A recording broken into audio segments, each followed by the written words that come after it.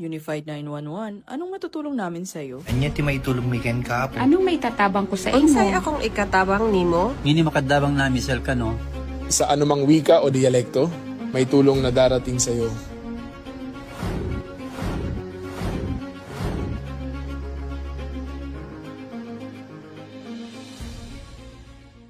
Lilingkod sa bawat Pilipino at magbibigay ng tamang impormasyon para sa tahimik at maayos na Pilipinas. Police News Network, alagad ng batas, tagapagtaguyod ng balitang pulis, sandigan ng mamamayan, patnubay ng katotohanan. La Campo Crame, maghahatid ng pinakahuling kaganapan at nagbabagang balita. Ito ang PNN Police News Network. At ngayon, ang inyong mga tagapagbalita. Magandang araw, bagong Pilipinas. Ako ang inyong alagad ng batas, tagataguyod ng Balitang Pulis. Ako po si Patrolman Mark Roland Feliciano ng PNP Highway Patrol Group. Maghahatid sa inyo ng tamang balita, kwento ng pulis at serbisyo para sa mamamayan. At ito ang PNP News Online, ang pangunahing balita ng Police News Network, alagad ng batas, tagataguyod ng Balitang Pulis.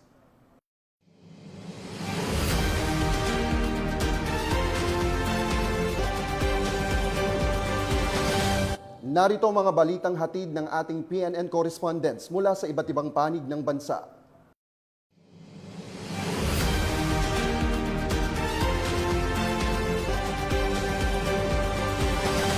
Miyembro ng Tarog Group Syndicate, arestado sa operasyon ng Regional Mobile Force Battalion 1. Magbabalita dyan si Patrolman Edwin Baris.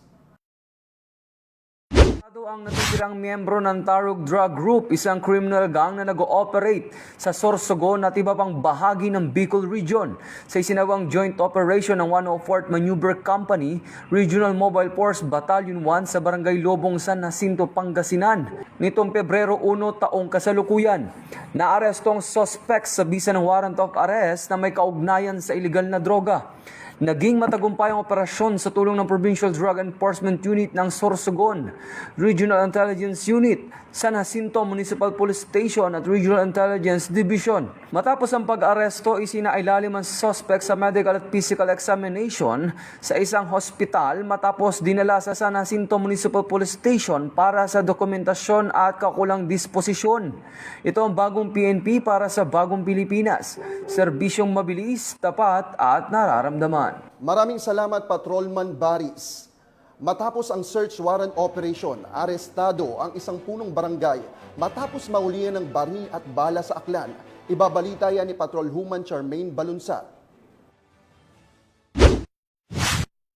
Arestado ang isang punong barangay matapos makumpiskahan ng mga baril at bala sa isinagawang search warrant operation ng Provincial Intelligence Unit ng Aklan Police Provincial Office at ng Altabas Municipal Police Station noong unang araw ng Pebrero taong kasalukuyan sa Barangay Dalipdip, Altabas, Aklan. Ayon kay Police Major Jerome Manahan, hepe ng Provincial Intelligence Unit ng Aklan PPO, kinilala ang naarestong suspect na si alias Berto, 52 taong gulang na lalaki, may asawa at punong barangay ng nasabing barangay. Nasamsam sa nabanggit na operasyon ang isang caliber .22 revolver, isang break-type 12-gauge shotgun, isang air pellet gun at mga bala. Ang arestado ay kasalukuyang nakakulong sa Altabas Municipal Police Station at maharap sa kasong paglabag sa Republic Act 10591 o ang Comprehensive Firearms and Ammunition Regulation Act.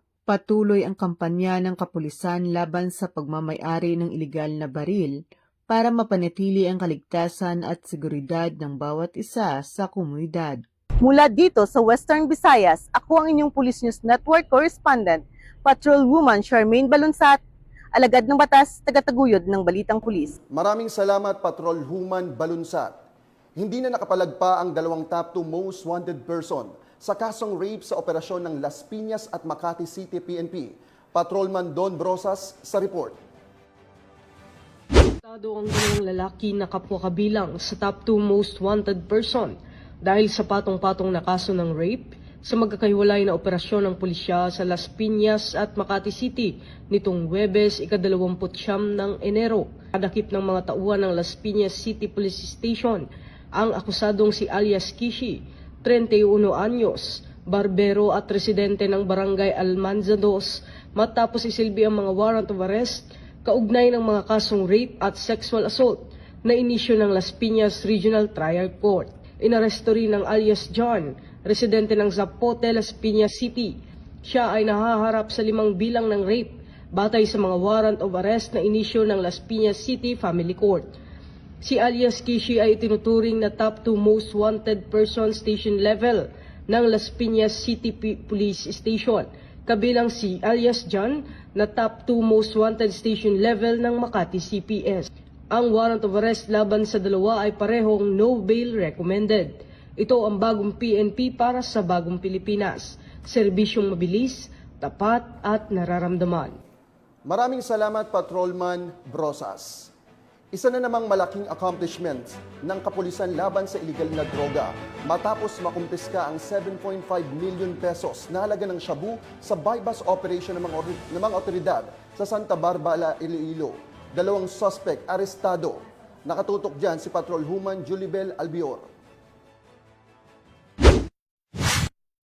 Muling nagtagumpay ang mga tauhan ng Provincial Drug Enforcement Unit Team 1 sa kampanya kontra iligal na droga matapos makakumpiska na may higit 7 milyong pisong halaga ng hinihinalang shabu sa isang drug buy-bust operation sa Barangay Balabag, Santa Barbara, Iloilo nitong alas 4:43 ng hapon, ika-2 ng Pebrero taong kasalukuyan. Naaresto sa operasyon ng 2 suspect na kinilalang sina alias Jaboy, 35 anyos, residente ng DB Ledesma Street, Haro, Iloilo City, at alias Jet, 35 anyos, residente ng Barangay Aganan, Pavia, Iloilo. Nakumpiska mula sa kanilang pag-iingat ang 5 malalaking sachet ng hinihinalang shabu na may tinatayang timbang na migit kumulang 1.1 kilo na may kabuang halagang 7,514,000 pesos. Ayon kay Police Major Dodge de Lima, hepe ng PDEU, si Jaboy ay miyembro ng Bantaw Group at nagsisilbing bodegero ng iligal na droga sa kanilang grupo. Sa tuwing may dumarating na bagong shipment, siya umano ang responsable sa pamamahagi ng droga sa mga kliyente sa Pavia at Santa Barbara. Ang mga suspect ay pansamantalang nakapiyat sa Santa Barbara Municipal Police Station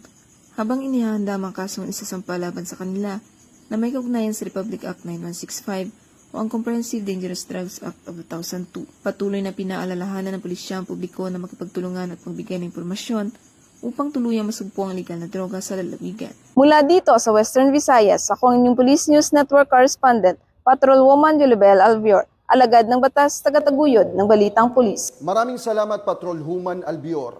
3 suspect arestado sa pagpatay sa pulis at 8 taong gulang na anak nito sa Novaliches. Ang buong detalye ng balita ay ibabahagi sa atin ni Patrolman Don Brosas.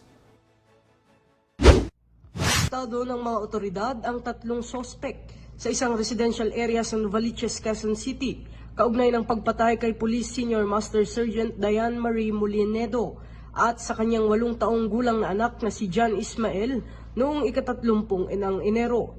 Batay sa ulat, na-recover mula sa bahay ng mga suspect ang cellphone ng biktima at tumigit kumulang 100,000 pesos cash. Natagpuan din sa Pampanga ang isang SUV na hinihinalang ginamit sa pagdadala ng mga bangkay na kasalukuyang isinasa ilalim sa forensic examination. Ayon sa pulisya, isa sa mga suspect ang positibong tumukoy sa SUV bilang sasakyang ginamit sa krimen. Nabatid din na ang mga suspect ay magkakasamang nakatira. Noong ika-24 ng Enero, natagpuan ang bangkay ni Molinido sa isang sapa sa Pulilan, Bulacan na may tama ng bala sa ulo, habang ang kanyang anak ay natagpuan makalipas ng 5 araw sa isang kalamansi farm sa Victoria, Tarlac. Ayon sa otoridad, asphyxia by suffocation ang ikinamatay ng bata. Samantala, kinumpirma ng National Capital Region Police Office na nadakip din sa Quezon City ang isang car agent na person of interest sa kaso, kasama ang kanyang asawa na isang dismissed police officer. Bukod dito, na-recover ng PNP Regional Highway Patrol Unit Cordillera Administrative Region sa Baguio City ang sasakyan ng biktima na umano'y ibinenta ng mga suspect sa halagang 450,000 pesos. Patuloy naman ang masusing investigasyon ng pulisya upang matukoy ang buong detalye ng krimen at panagutin ang lahat ng sangkot. Ito ang bagong PNP para sa bagong Pilipinas.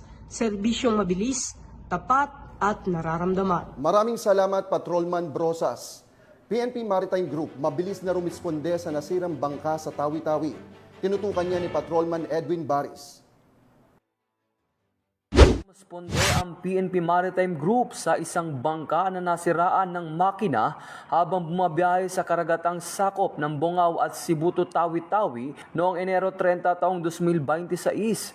Ayon sa ulat ng 1st Special Operation Unit, nakatanggap sila ng tawag mula sa MLP Yaksa na patungo sana sa Sibuto nang tumigil ang biyahe dahil sa problema sa makina. Sa koordinasyon ng Tawi-Tawi Maritime Police Station, mabilis na rumisponde ang mga tauhan ng PNP Maritime Group. Matapos ang operasyon, natagpuan ang nasabi bangka at ligtas ang lahat ng pasahero. 4 na sibilyan ang pansamantalang inilikas at dinala sa 1st Special Operation Unit ng headquarters para sa kaukulang tulong, habang ang iba ay nananatili sa bangka habang isinasagawa ang paghila pabalik sa dalampasigan. Pinuri ni PNP Chief Police General Jose Melencio Nartates Jr. ang maagap at maingat na pagtugon ng Maritime Group, lalo na sa mga sitwasyong nangangailangan ng mabilis at maingat na pagtugon. Ito ang bagong PNP para sa bagong Pilipinas, serbisyong mabilis, tapat at nararamdaman. Maraming salamat, Patrolman Baris. Sa patuloy na operasyon ng Philippine National Police kontra kriminalidad at wanted person, arestado ang top 2 most wanted person sa Iloilo City dahil sa cyber libel.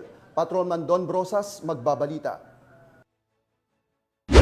Arestado ng pulisya ang ikalawang most wanted person ng Iloilo City sa kasong cyber libel sa isinagawang law enforcement operation sa barangay Nabitasan, La Paz, Iloilo City, bandang alas 10:25 ng umaga noong ika-28 ng Enero.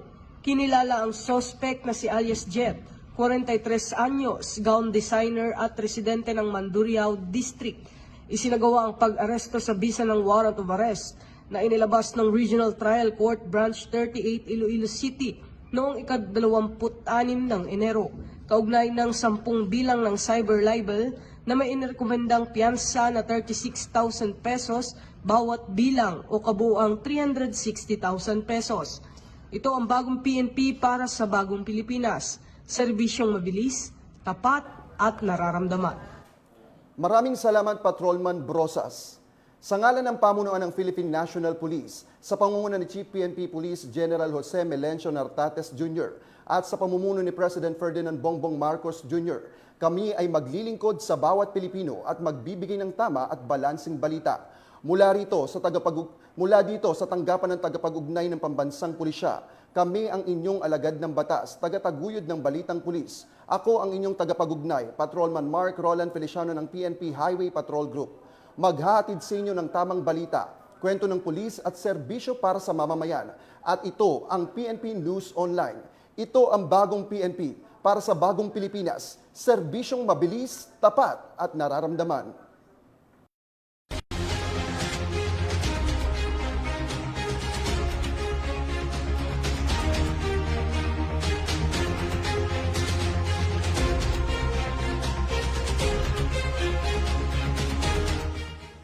Police News Network, alagad ng batas, tagapagtaguyod ng balitang pulis.